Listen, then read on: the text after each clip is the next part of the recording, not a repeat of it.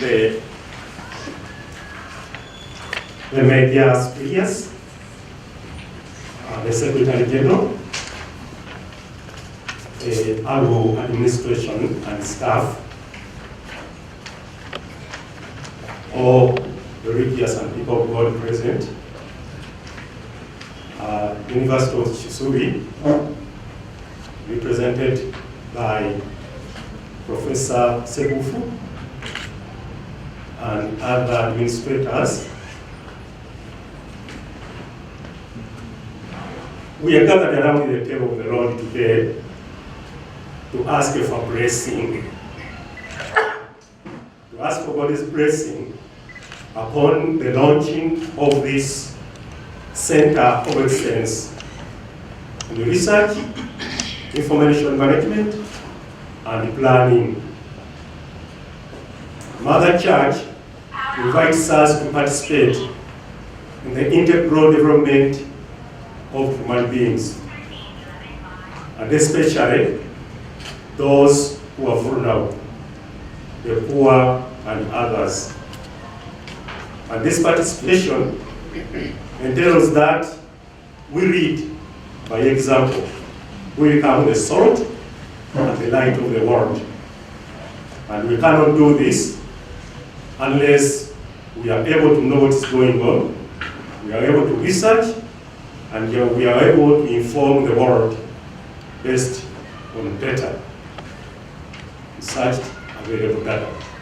So we'd like to thank the partners, Conrad, Piriton Foundation, for this opportunity, and other partners who have enabled us to gather here today to launch this. We also ask for the intervention, the assistance of St. Vincent de Paul, on this memorial of his. The Spirit of the Lord is upon me, for he has anointed me and sent me to preach the good news to the poor, to heal the brokenhearted. In the name of the Father, and of the Son, and of the Holy Spirit. Amen. The Lord be with you. And with your spirit. Brethren, let us acknowledge our sins, and so prepare ourselves to celebrate the sacred mysteries.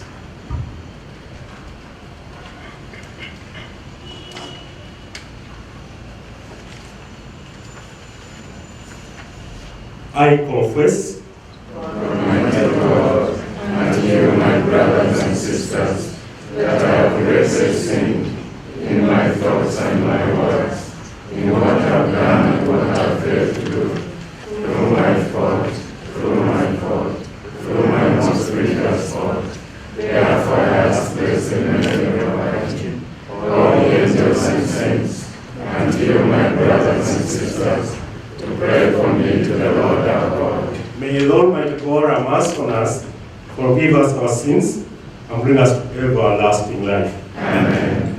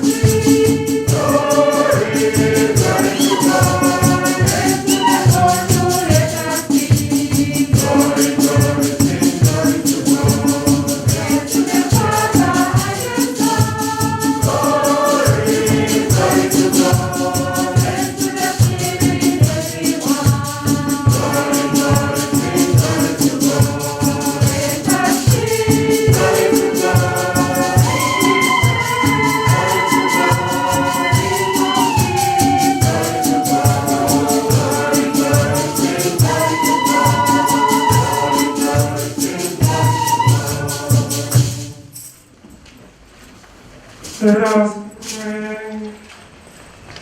O God, who for the relief of the poor, the formation of the clergy, endowed the priests and decent the poor with apostolic virtues, grant, we pray, that afire with that same Spirit, we may love what he loved and put into practice what he taught.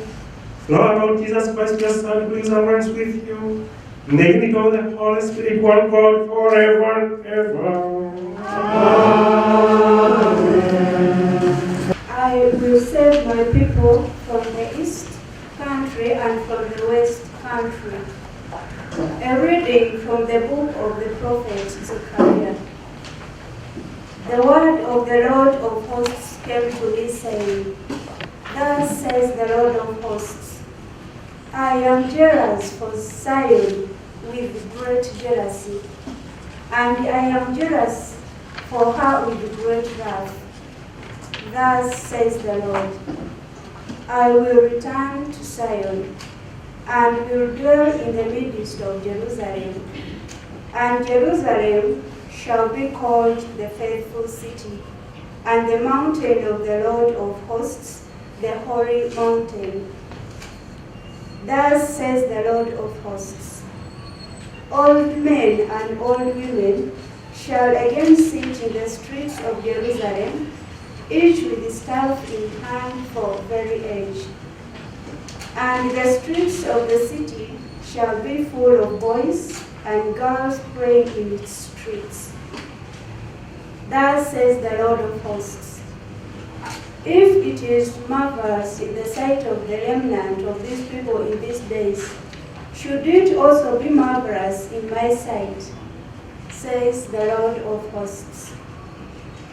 Thus says the Lord of hosts, behold, I will save my people from the east country and from the west country, and I will bring them to dwell in the midst of Jerusalem, and they shall be my people, and I will be their God in faithfulness and in righteousness.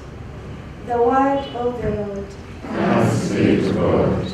The response to the psalm. The Lord shall build up Zion, he will appear in all his glory. The Lord shall build up Zion, he will appear in all his glory. The nations shall fear the name of the Lord, and all the earth's kings your glory. When the Lord shall build up Zion, he will appear in all his glory. Then he will turn to the prayers of the helpless. He will not despise their prayers. The Lord shall build up Zion, he will appear in all his glory. Let this be written for ages to come, that a people yet unborn may praise the Lord. The Lord looked down from his holy place on high, looked down from heaven to the earth, to hear the groans of the prisoners, and free those condemned to die. The Lord shall build up Zion, he will appear in all his glory. The children of your servants shall dwell untroubled, and their descendants established before you. May the name of the Lord be proclaimed in Zion, and his praise in Jerusalem, when peoples and kingdoms are gathered as one to offer their worship to the Lord. The Lord shall build up Zion, he will appear in all his glory. Praise God, hallelujah. Praise God, amen. Praise God, hallelujah. Praise God, amen. Hallelujah, hallelujah, hallelujah, hallelujah,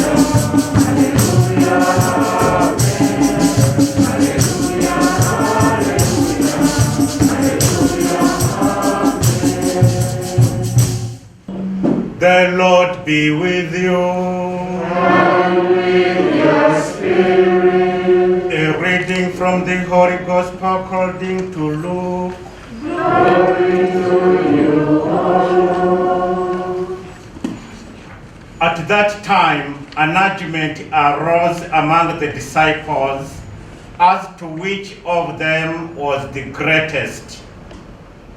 But when Jesus perceived the thought of their hearts, he took a child and put him by his side and said to them, "Whoever receives this child in my name receives me, and whoever receives me receives him who sent me. For he who is least among you all is the one who is great." John answered, "Master, we saw a man casting out demons in your name, and we forbade him, because he does not fall with us." But Jesus said to him, "Do not forbid him, for he that is not against you is for you." Sisters and brothers, the gospel of the Lord. Praise to you, Jesus Christ. As I say, we are gathered here to ask God for a blessing. A blessing because we are launching the Center of Excellence in Research, Information Management, and Planning. I don't know whether you feel the greatness of this day, the greatness of this moment. In order to make you feel that greatness, let me put in perspective what we have now. We are living in an age of the digital age.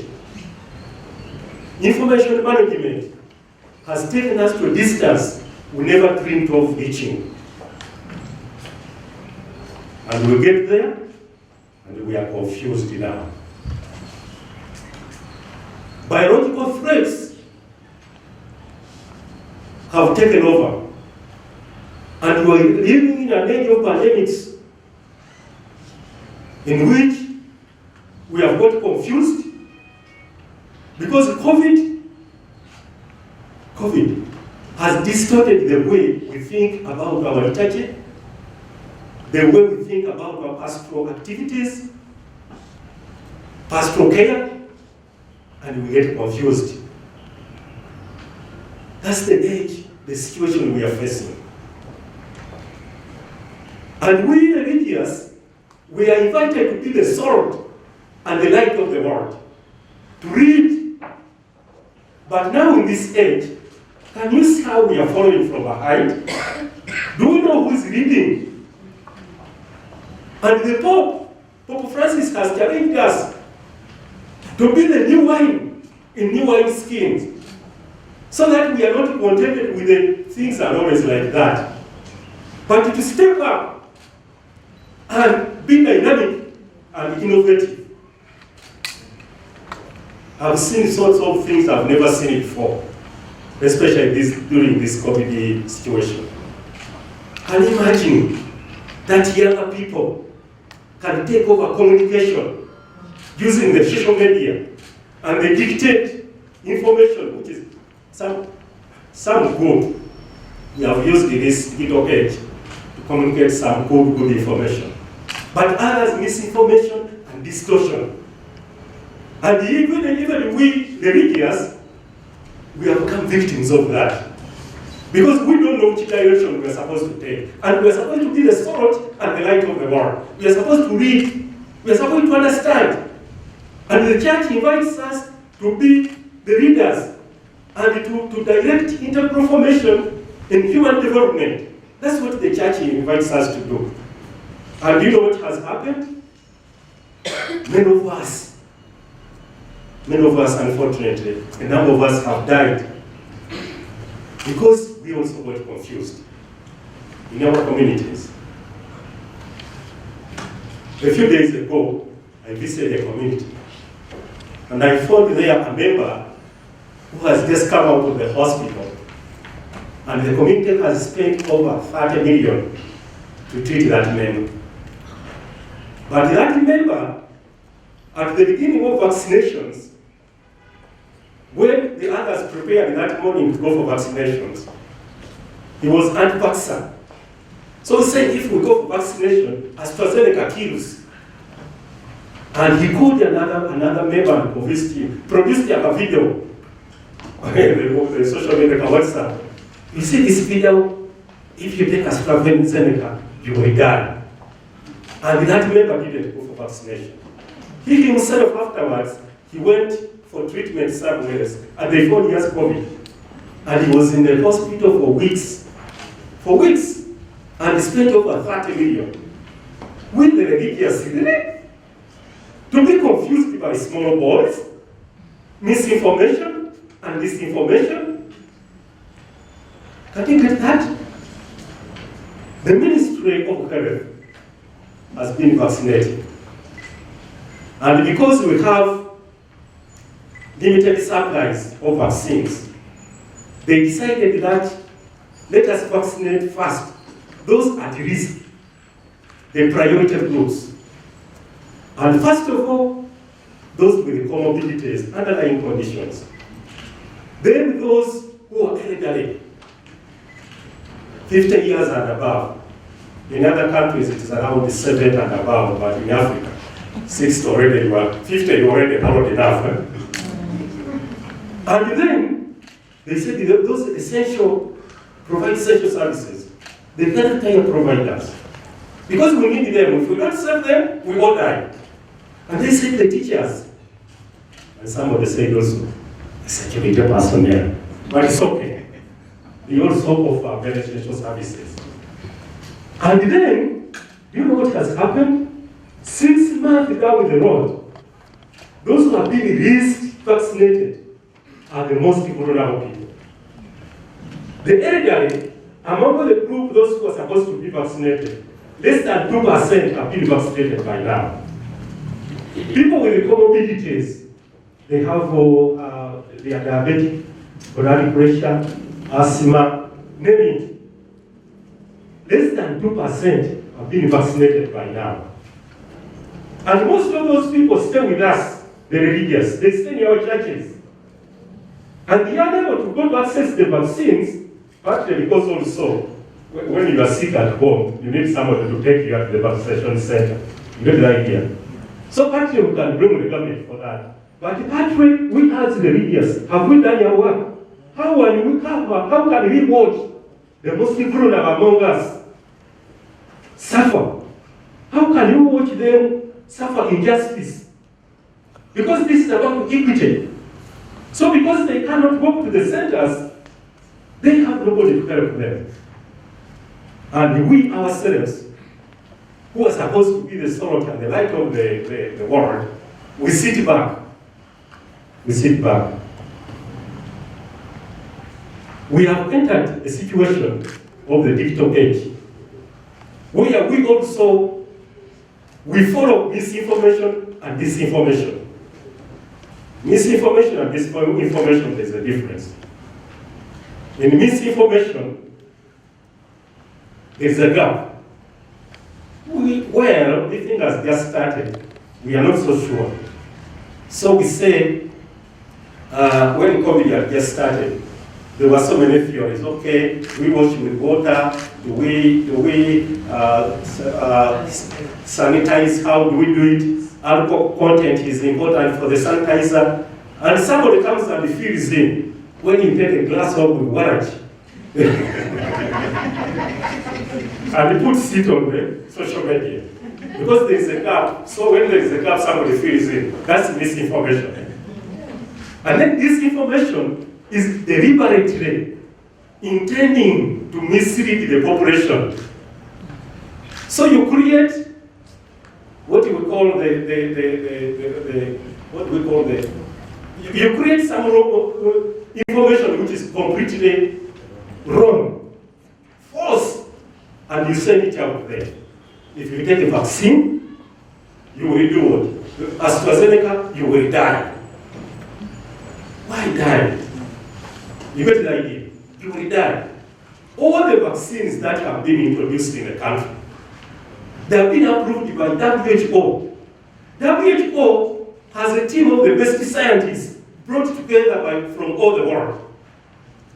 Call it Pfizer, Moderna, AstraZeneca, Sinovac, JJ, Johnson & Johnson, they have been approved. All of them, at least, maybe the efficacy will be at different levels, but all of them prevent severe illness. Unless maybe there are some conditions, you may have some other conditions, underlying conditions which may precipitate. But we know that they have been approved that they prevent severe illness. It doesn't mean that if you get a vaccine, you will not get sick, COVID. You may get COVID, but it will prevent you from severe illness. You don't want to spend over 30 million in the hospital, and then your community has no lunch. You get the idea? And it also prevents hospitalization in certain instances. These are things which will be at our fingertips with the salt and the light of the world. But we are sitting back and watching. And the reason I'm bringing this is that we thank very much those who have established, who come up with the idea of establishing a center for research, information management and planning, so that we research on these things and we publish. And we ourselves go to help the poor, because the church sends us to help the poor, to be concerned about justice for them. And these are very, very important aspects of our religious life. Now, I would like to thank the University of Kisumu for accepting to host this center. The role of a Catholic university, or a Catholic family university, there's a document by Pope John Paul, and it's called Excorde Ecclesia, 1990. It stipulates the role of Catholic universities. The Catholic founded university has the privilege of having two joint objectives or heritages. The first one, as a university, to teach the truth in freedom. The truth about what? The truth about God, the truth about man. When I say man, I mean inclusive. The truth about man and the truth about nature. And that's the role of a university. But a Catholic university teaches this truth in freedom, and it is concerned about the human development, integral development of a human person. It is concerned about that. The integral development of a human person. Using the gospel values and the Christian values that the values that we value as Christians. And we would like to bring these two together as this one is launched. It would be a different thing if any other university launched a research center. It would be about knowledge only. This is not about knowledge only. This is about faith. This is about our values. And our values as religious, as I told you, we are invited to be the salt and the light of the world. And especially to be concerned about those who are poor, those who are vulnerable. There are many vulnerable people these days, especially during this COVID. Vulnerability means there are people with decreased capabilities. You get an idea? The ordinary, elderly. There are things they cannot do for themselves, and they're looking for us to do for them. So the younger people go with a smaller phone, the WhatsApp, and they tell them, "Grandma, if you go there now, they vaccinate you, you will die." So when you go to ask grandma, grandma says, "I don't want to die." You get the idea? And so they are vulnerable, decreased capabilities, and also decreased knowledge. Sometimes it is, let me say, autonomy, decreased autonomy. When you have children, today we have in the gospel Jesus telling us, if you place the children, if you are concerned about the child, you are concerned about me. Why? Because they have linguistic autonomy. They have to rely on others for everything. You have to rely on them. And it's upon us, our mercy and our kindness to do that. But it's a pity that during this COVID time, we are being told that domestic violence has gone to the roof. Domestic violence. Taking advantage of these small ones. There are so many pregnancies that have happened during this COVID period. Because of taking advantage of the vulnerable ones. Who can talk for them? We the religious, we have also taken a back seat. We are not talking. Why? Because we don't have the information, we don't research, we don't take up the courage. And this happens. This is what is happening. These children, they are involved in child labor. Many of them, we hear they may not come back to school. Because they think that being paid 10,000 a week is more important than sitting in a classroom. For what? They don't like that. Others, they are home and they lack the essential services that they get when they are at school. At school, they have some essential services they get. Can you imagine, even during this period, they have lacked the ability to coordinate with their board in church? And they are asking, Ma'am, why are we going to church? Why are we not going to church? And they don't know. The most vulnerable, the elderly, and the women. The women. When we talk about equity, we talk also about women. Women, some people, they reduce their autonomy. When it comes to possession, they say the land is only for men, those in the big trousers. So for you, no land. If you want to get married, we will determine for you where you will get married. Now, how can you take my autonomy like that? What is the dignity that we are supposed to have? The dignity of human beings. This is what we are about. We are supposed to fight for. Dignity of human being, justice. And when we sit back and we see people, the wolves, grabbing this dignity from the people, we see them grabbing this justice from the people, we need to do something. That's why this center is very important. Very important. I don't want to take the whole day because the center will never be open. But I want to emphasize that let us take our responsibilities. Let us take this center very serious. And let us begin to participate in knowledge that empowers the humanity, that brings back the dignity of persons, that brings justice to the world. The last thing about justice, why are people so concerned about booster doses? The booster dose.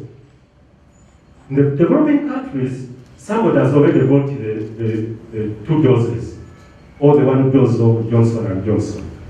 And then they say, oh, I want another dose, a booster dose. And in developing countries, poor countries, many have not even seen that dose. 1 dose. And they're going to suffer and die, and somebody is taking the booster dose 1, booster dose 2. You get the idea? So a matter of justice. We must be global. We must not only see injustice here, we must also be able to help the world. Because there is global justice. And we would like to thank, for example, how the COVAX facility. COVAX facility is when the COVID had just started. The developing countries with a lot of money, they began to buy in advance. So if there is a manufacturer, they say the one we are going to produce now, we have bought it, and the one we are going to produce in the next 2 years, we have bought it. And they call it vaccine hoarding. So they hoard the vaccines. Now when the international communities, UN, UNICEF, WHO and others, when they saw like that, they said, let us buy, collect money, fundraise, and then we buy vaccines and we form a procurement. We put it somewhere so that afterwards, we can be able to give to the developed countries that would miss out. That's what they call the COVAX facility. Even there is the Intergovernment Africa, which they call GAF. But when they created that, they said, let each poor country apply. So Uganda is one of those poor countries that apply. And when they apply, they said, we cannot be able to provide for all the population. We are going to provide for 20% of the population. But it will be an installment. First, we will provide maybe to cover 5%, 10%, or 20%. And that's what happened. And they were concerned about us, global solidarity. Global solidarity. Imagine these organizations concerned about global solidarity. And for us, we are not concerned about national and local solidarity. Let us please pray and thank everyone. And let us make use of this center so that it will empower us as religious and also put us at the forefront so that we become the salt and the light of the world, so that we protect the rights and the dignity of those who are most marginalized, the poor, the children, women, and others. So let us pray and we thank God for that and follow the example of Jesus. Look at that little child. Whatever you do for that little child, you do for me. Let this center do that for the Funabo corporations. The Lord be with you.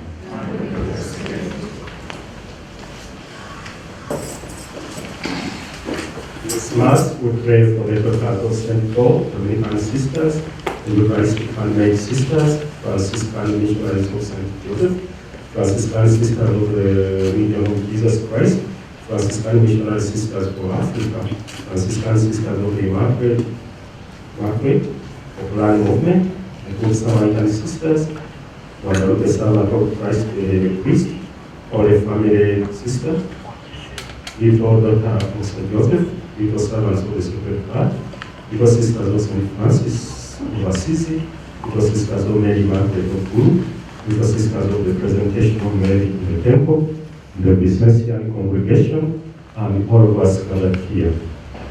Pray, brethren, that my sacrifice and yours may be acceptable to God the Almighty Father.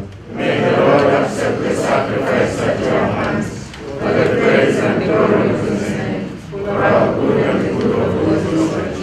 O God, who enabled the sanctification, limited what he has celebrated in the divine mysteries, grant that by the power of this sacrifice, we too may be transformed into an operation acceptable to you, through Christ our Lord.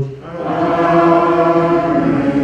The Lord be with you. And with your spirit. Lift up your hearts. Raise them up to the Lord. Let us give thanks to the Lord our God. It is right and just. It is to a right and just, our duty and our salvation, always and everywhere to give you thanks. Lord, Holy Father, Almighty and eternal God, for you are praised in the company of your saints, and in crowning their merits, you crown your own gifts. By their way of life, you offer us an example. By communion with them, you give us companionship. By their intercession, your support, so that encouraged by so great a crowd of witness, we may run as victors in the race before us, and win with them the imperishable crown of glory through Christ our Lord. And so with the angels and archangels, and with the great multitude of saints, we sing the hymn of your praise, as without end we acclaim. Holy, holy, Holy Lord, God of all.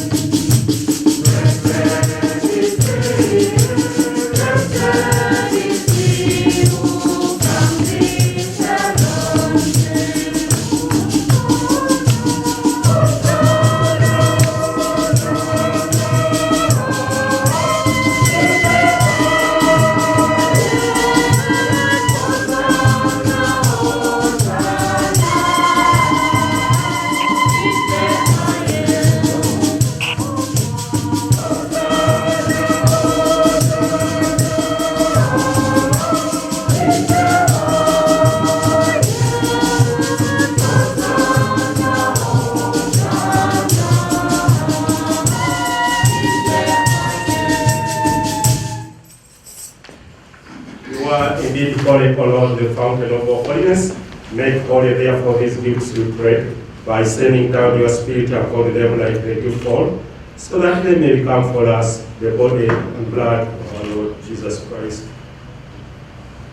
At the time he was betrayed and entered willingly in his passion, he took bread and giving thanks, he broke it and gave it to his disciples, saying, "Take this, all of you, and eat of it. For this is my body, which will be given up for you."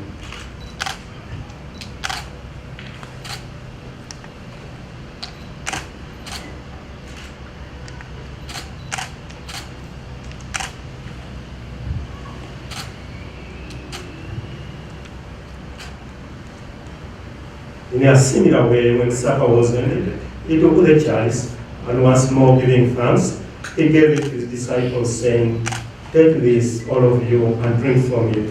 For this is the chalice of my blood, the blood of the new and the eternal covenant, which will be poured out for you and for many, for the forgiveness of sins. Do this in memory of me."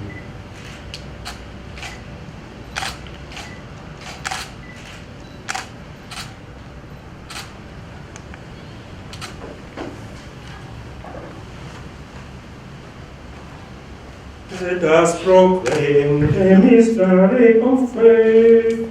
Christ has died, Christ is risen, Christ will come again. Therefore, as we celebrate the memorial of his death and resurrection, we offer you, Lord, the bread of life and the chalice of salvation, giving thanks that your prayers worthy to be in your presence and minister prayer. Humbly we pray that partaking of the body and blood of Christ, we may be gathered into one by the Holy Spirit.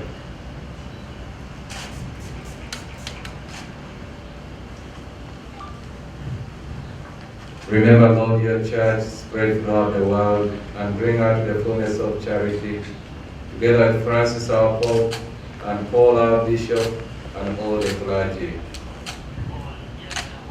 Remember also our brothers and sisters who are fallen asleep in the hope of the resurrection, and all who have died in your mercy. Welcome them into the light of your face.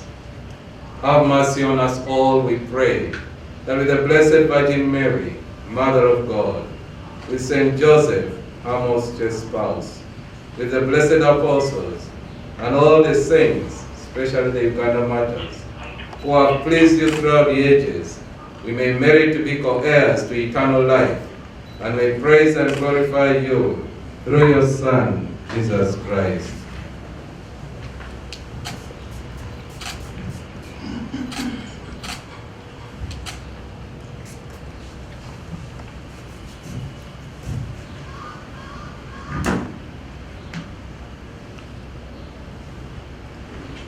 Through him, and with him, and in him, O God, Almighty Father, in the unity of the Holy Spirit, all glory and honor is yours forever and ever.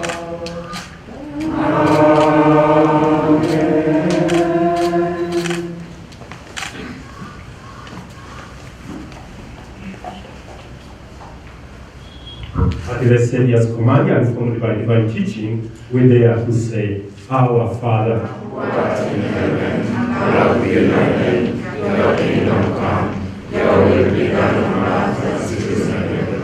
Give us this day our daily bread, and forgive us our trespasses, as we forgive those who trespass against us.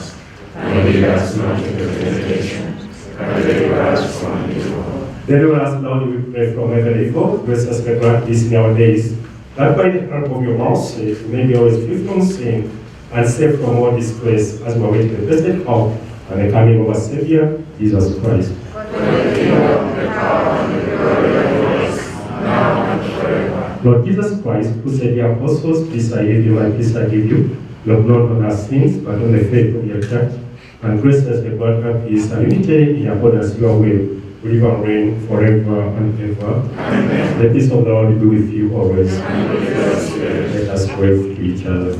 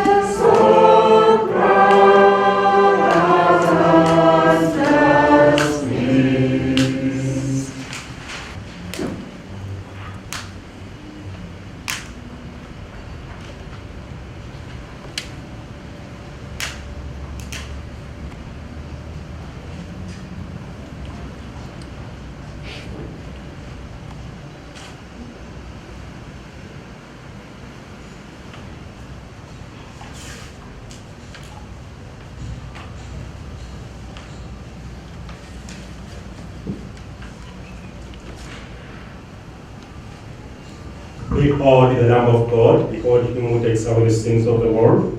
Blessed are those who are called to share his banquet. Lord, I am not worthy that you should enter under my roof, but only say the word, and my soul shall be healed.